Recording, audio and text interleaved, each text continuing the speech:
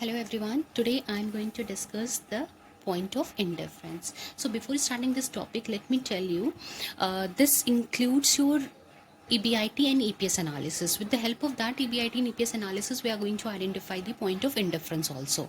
In the last session, I had covered your financial break-even point, which is again a part of your EBIT and EPS analysis, at which where the EPS is zero.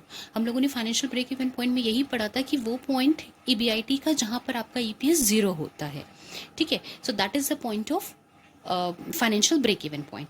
Here, the point of indifference is that the level of EBIT where the earning per share of different alternative financial plan are same. यहाँ पर ये वो point होगा आपका EBIT का, वो level होगा EBIT का जहाँ पर जितने भी आपके ऑल्टरनेटिव प्लान्स होंगे, फाइनेंशियल प्लान्स होंगे, फाइनेंशियल प्लान 1, 2, 3, जिनकी EPS आपने कैलकुलेट की है और वो EPS की वैल्यू सारे प्लान में सेम होगी, वही पॉइंट आपका पॉइंट ऑफ इंडिफरेंस कहलाएगा. This point of indifference is also known as equivalency point. Equivalency point भी इसको कहा जाता है. Now, जब हम लोग कंपेयर करेंगे EBIT से, suppose if the EBIT value is greater than your indifference point level, मतलब जो ये पॉइंट कैलकुलेट हुआ है जिस पर EPS आपका सेम है, अगर इस वैल्यू से आपकी EBIT की वैल्यू ज़्यादा होती है तो उस केस में आपको ज़्यादा से ज़्यादा फिक्स कॉस्ट फंड का यूज़ करना है in as a source of fund in your capital structure. Means ज़्यादा से ज़्यादा आप डेप्ट का यूज़ करेंगे, ज़्यादा से ज़्यादा आप प्रेफरेंस शेयर कैपिटल का यूज़ करेंगे. Okay, if EBIT is greater than your indifference point. Another second thing, if EBIT is less than indifference point level, मतलब अगर आपका EBIT कम होगा ये जो पॉइंट आपने कैलकुलेट किया है उसके कंपैरिजन में, तो उस केस में आप डेप्थ फाइनेंसिंग बिल्कुल भी नहीं करेंगे, उसकी जगह आप ज़्यादा से ज़्यादा इक्विटी फाइनेंसिंग का यूज़ करेंगे. बिकॉज अगर आप इक्विटी डेप्थ की फाइनेंसिंग का यूज़ करेंगे तो आपकी जो EBIT है वो और कम होने लगेगी. तो in order to balance this situation आपको क्या करना चाहिए, इक्विटी फाइनेंसिंग और डेप्थ का प्रपोर्शन यूज नहीं करना है. Here you can see this formula which I had used to compute the point of indifference. So this is the same formula which I had used for calculating the earning per share. So earning per share को calculate करने के लिए हम लोगों ने देखा था the shortcut formula. This is the same formula. X here represent your EBIT of plan 1. This complete portion is for plan 1 and this is your this formula for calculating EPS of plan 2. तो यहाँ पर दो plan consider किया गया है हम लोगों ने, और फर्स्ट प्लान में आपका EBIT X से रिप्रेजेंट हो रहा है. इंटरेस्ट इफ डिबेंचर पोर्शन होगा आपका प्लान 1 में, तो जो उस पर इंटरेस्ट आपने पे किया है, this is your I1. Then interest after this, that is the tax payment, means deducting this tax value from 1, and PD stands for preference dividend if company uses the preference share capital. तो उस पर आपको preference dividend पे करना होगा, तो जितना आप पे करेंगे उतनी वैल्यू आप डिडक्ट करेंगे. S1 represent your number of equity share. It can be represented by N also. So यहाँ पर S से represent किया है आपके प्लान 1 में जितने भी number of equity shares होंगे उससे आप इन सारी वैल्यूज को डिवाइड कर देंगे. सेम फॉर्मूला है, बस आपको प्लान 2 की वैल्यू सब्सटीट्यूट करनी है. X represent your EBIT of indifference point. I2 is the value of interest if debentures are involved, tax rate. PD preference share dividend, जितने भी आपने डिविडेंड की वैल्यू पे की होगी प्रेफरेंस शेयर होल्डर्स को, वो वैल्यू यहाँ लिखनी है. S2 represent your number of equity shares under plan 2. So this is the way how you are going to do the comparison and equate your EPS. So you can see here I had written this value, EPS 1 is equal to EPS 2, where the earning per share of alternative 1 is equal to earning per share of plan 2.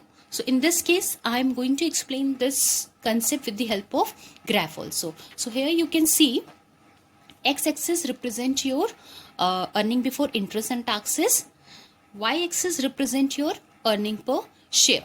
So you can see this is the plan 1, plan 2, where it includes debt financing, and this line represent your plan 1 which include equity financing, and in both the cases we are going to identify the EPS. और वो जहाँ पर ये दोनों line intersect करेगी, that is the point of indifference where EPS is equal to EPS of plan 1 is equal to EPS of plan 2.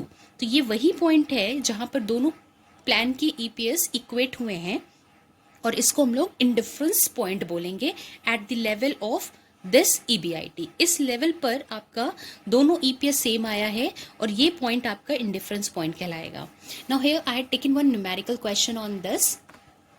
You can see a new project under consideration requires a capital outlay of 6 lakh, for which the fund can either be raised by issue of equity shares of 100 each or by issue of equity shares of the value of rupees 4 lakh and by the issue of 15% loan of 2 lakh. Find out indifference level of EBIT given the tax rate 50%. So here you can see ये question दिया हुआ है। इस question को दो part में divide किया है। फर्स्ट पार्ट आपका कंप्लीट इक्विटी फाइनेंसिंग है और सेकंड पार्ट में आपका डेब्ट फाइनेंसिंग इंक्लूड किया गया है। 6 लाख की कैपिटल आउटले है जो कि फर्स्ट पार्ट में पूरी की पूरी 6 लाख इक्विटी फाइनेंसिंग है, that means equity share capital हो जाएगी। और सेकेंड पार्ट में आपका डेप्थ फाइनेंसिंग इंक्लूड किया गया है 2 लाख अमाउंट का, जिस पर 15% इंटरेस्ट पे किया है and the tax rate is 50%. So this is the formula we are going to use it here. Earning per share of first plan is equal to earning per share of second plan.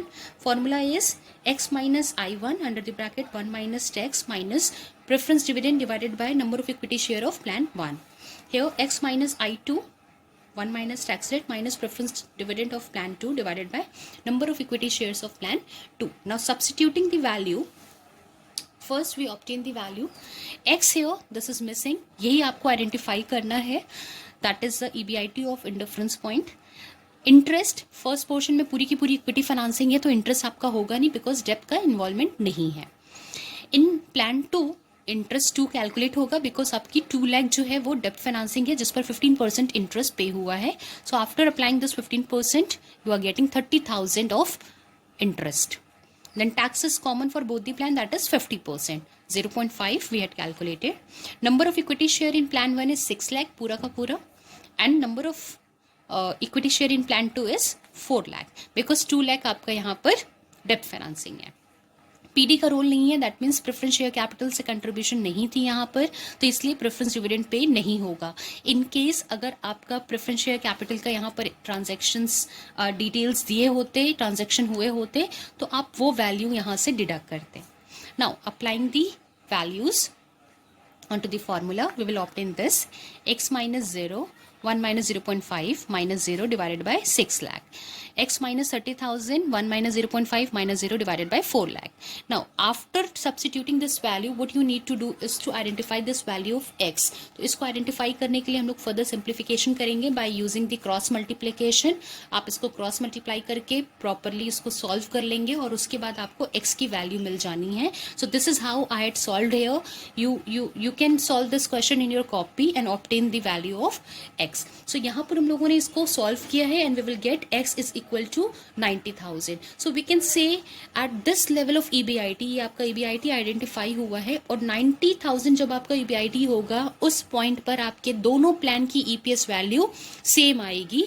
That is the EPS of plan 1 is equal to EPS of plan 2 at the level of 90,000 of EBIT. सो इस case में जो आपका point आएगा वो इस तरह से draw हो जाएगा. 90,000 आपके यहाँ पर आ जाएंगे और EPS दोनों का इस पॉइंट पर सेम होगा जिस पर आप इनडिफरेंस पॉइंट इसको कह सकते हैं. So this is how you are going to identify the value of indifference point. Now next is point of indifference and uncommitted earning per share. अब ये uncommitted earning per share क्या है? Normal earning per share तो आपको समझ में आती है कि जो earning available to the equity shareholder उसमें से आपने equity number of equity shares divide किए हैं और after that you will obtain the earning per share. In this case, uncommitted earning per share in the above transaction, in the above question, you can see कि हम लोगों ने यहाँ पर provision for repayment of debt as well as the obligations towards sinking fund को consider नहीं किया था. In case जब आप उसको consider करेंगे, उसकी value obtain करेंगे और जो भी plan है उसमें से आपने अगर sinking fund obligations की value को deduct कर दिया है और further same चीज़ें रखी हुई हैं, same calculation की है, तो जो आपकी values obtain होगी उसको हम लोग अनकमिटेड अर्निंग पर शेयर बोलते हैं, जिसमें कि आपको प्रोविजन फॉर रीपेमेंट ऑफ डेब्ट और other obligations of sinking fund include किया गया है. सो इस केस में जो भी अर्निंग ऑब्टेन होगी उसको अनकमिटेड अर्निंग पर शेयर बोला जाएगा. और उस केस में आपको पॉइंट ऑफ इंडिफरेंस अगर कैलकुलेट करना होगा then you can see here it is equal to this formula. See यहाँ पर सेम फॉर्मूला यूज़ किया हम लोगों ने. X is your EBIT, interest of first plan, then tax applied, preference dividend paid for plan 1, and SF stands for sinking fund obligation. तो ये value आप deduct कर देंगे अगर प्लान 1 में कोई provision of repayment of depth होगा या सिंकिंग फंड से रिलेटेड कोई भी ट्रांजैक्शंस डिटेल दी जाती हैं, तो आप उतना अमाउंट इसमें से डिडक्ट करेंगे और डिवाइड कर देंगे number of equity shares of plan 1. Similarly अगर इसी तरह प्लान 2 में दिया होगा तो आप उसमें से भी ये वैल्यू सिंकिंग फंड ऑब्लिगेशंस की डिडक्ट करेंगे, फिर उसके बाद आप number of equity shares of plan 2 से डिडक्ट करेंगे. So this is how you are going to calculate the uncommitted earning per share. और इसके बाद जो ये वैल्यू पूरी आएगी इसको अनकमिटेड अर्निंग पर शेयर कहा जाता है, जिसको हम लोग UEPS से रिप्रेजेंट करते हैं. So there is a difference between earning per share as well as uncommitted earning per share. Earning per share वो होता है जो कि अर्निंग अवेलेबल होती है इक्विटी शेयर होल्डर्स की, उसमें से आपने नंबर ऑफ इक्विटी शेयर्स को डिवाइड कर दिया है, then you will obtain the earning per share. But in case of uncommitted earning per share, जिसमें आपके प्रोविजन ऑफ रीपेमेंट ऑफ डेप्थ as well as sinking fund obligations भी include की रहती है, उसको भी कंसिडर किया जाता है. उसके बाद जब आप इक्विटी शेयर्स से डिवाइड करके वैल्यू ऑब्टेन करते हैं तो वो आपको अनकमिटेड अर्निंग पर शेयर की वैल्यू आ जाती है. So this is how. और उस केस में जब आप same uncommitted earning per share calculate करते हैं, that level of EBIT where both UEPS, that is uncommitted earning per share of both the plans are same, that point can be termed as your equivalency point for uncommitted earning per share. So this is how. इस पर मैंने numerical नहीं लिया है because का अगर कोई भी एक ट्रांजैक्शन अलग से अनकमिटेड का रहेगा तो आप उसमें से बस SF सिंकिंग फंड ऑब्लिगेशन की वैल्यू डिडक्ट कर लेंगे and you will obtain the UEPS. Apart from this things, one more thing I want to add here. In case अगर आपका नॉर्मल इंडिफरेंस पॉइंट कैलकुलेट करना होता है इन केस ऑफ 3 प्लान, तो formula आप अपने से फॉर्मुलेट कर लेंगे. Suppose here you can see formula ये 2 ऑल्टरनेटिव प्लान का दिया हुआ था. EPS 1 is equal to EPS 2. अगर 3 होगा तो आप इज इक्वल टू EPS 3 कर लेंगे, और थर्ड के लिए आप फॉर्मूला बना लेंगे x minus I3 under the bracket 1 minus tax minus preference dividend if paid in case of plan 3 divided by S3 means number of equity share of plan 3. So this is the way how you can formulate the point of equivalency in case of your 3 alternatives. 4 होगा तो 4 भी आप formulate कर सकते हैं. तो here I will show you, अगर 3 alternative लिया है तो उसका भी आपका पॉइंट ऐसे ही आएगा EBIT पर, जिस पर आपकी 3 ऑल्टरनेटिव का EPS सेम आया हुआ है. So this is the level of EBIT eight which the EPS of plan 1 is equal to EPS of plan 2 is equal to EPS of plan 3, and this is the point of indifference. So this is the way how you are going to identify the point of equivalency in case of your this EBIT and EPS. So that's all for today. Here we comes to an end of unit 3. Thank you. Have a nice day. Bye bye.